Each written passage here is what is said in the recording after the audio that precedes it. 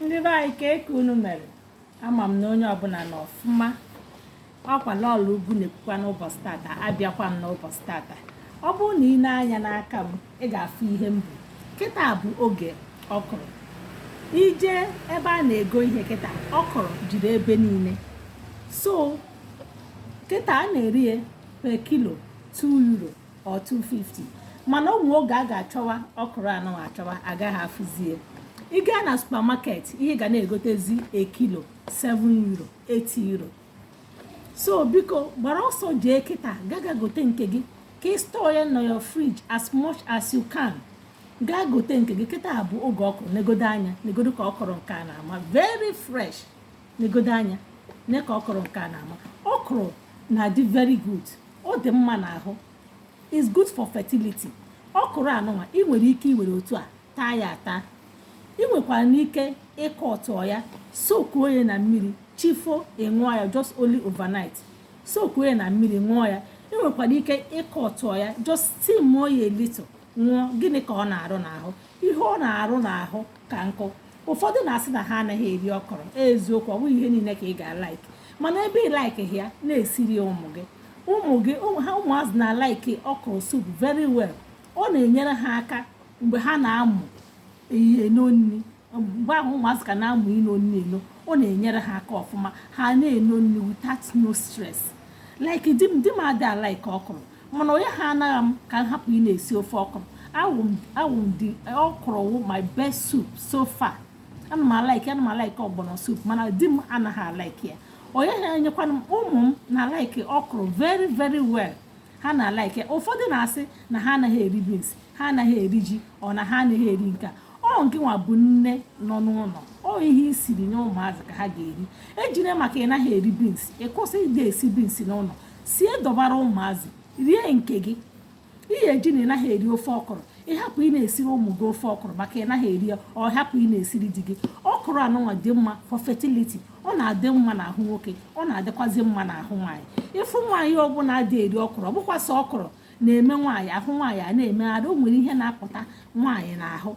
Onye na-eme oge ụfọdụ di gị kpọọ gị oku, esi ya na ị na-abịa, egwu a na-atọ gị, unu na-emesi nwoke a biko jiri nwayọọ n'ọfụ gbuo m. Ọ maka ị naghị eri ọkụrụ. Ọwụghị ọsọ ọkụrụ ka a na-eri o na-eme gị ahụ ga na-emegharị ka nwaanyị. Ọ bụghị ọsọ ọkụrụ, o nwekwara ọtụtụ ihe a na-erikwazi, mana ọkụrụ anụnwa na-enyekwazi aka na-emegharị ahụ mmadụ. Ọkụrụ na-adị mma n'ahụ. Na-eri ọkụrụ ọ ihe dị mma. Aga m aga n'iru kịta ka m kọtụọ ya, ka m gosi unu ka esi astọọ ya na friji. Nye ya ịchọ ịkọtụ ọkụrụ na ịchọrọ ịkọtụ ọkụrụ iji esi nri. Akwa ifuru isi ya anụnwa, ifuru ebe a ya anụnwa. Ụfọdụ na-ahachi ịkọtụ ọkụrụ, ebido ha ebe a kọtụpụ ebe a. Na-eso ihe ya akọtụpụ just ime ya like this. Ị na-afụ m obere ịkọtụpụ just otu a. Ifuru ya ọ bụghị ya akọtụ ọkụrụ ibido ebe a no, just small ịkọtụpụ isi ya before iwe kọtụbazie any shape ọbụla ị chọrọ. Ọsọ gị egbuji, ọsọ gị etu ya otu a n'ite, isicha ya ọ ya ede. Yes, so I'm done with the cutting. Ihe ị ga-enweta here like this. Ihe a bụ ọkụrụ akọtụgo m ya. Ị nwere ike ịkọt any shape ọbụla ị laikiri. Ị nwekwara ike iweta otu ọ dị akọt na akọt, otu ọ dị akọt na akọt. Just sachaa ya, tinyekwa ya na bag.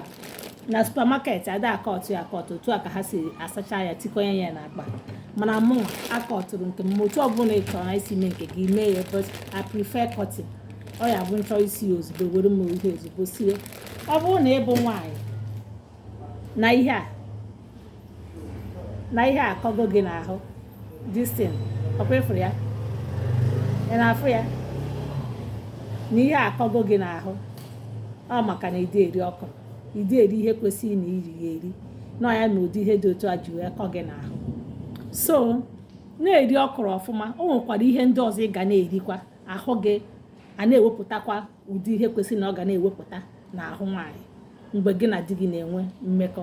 Ọ bụrụ mgbe ọbụla akpọ na gị ọgbọ ọbụla na na-eme ihe ọfụgbuo m biko jiri nwayọọ ọfụgbuo m jiri nwayọọ. Ọ maka na ihe adịghị gị n'ahụ, ebe niile dị dry, nọ ya mere iji eti mkpu. So gbaa mbọ na-eri ihe a, biko share na vidio. O nwere ike gị nwa na-ene m anya ịma ihe gbasara ihe a, mana o nwere onye amaghị ya na-eshare vidio, dee kọment. Ọ bụrụ oge m mewere nke ọjọọ iwe debe mgbakịta ọtọ ja esi ọhụ m oge akọ nọ ya agba na ama eshie vidio ọfụma.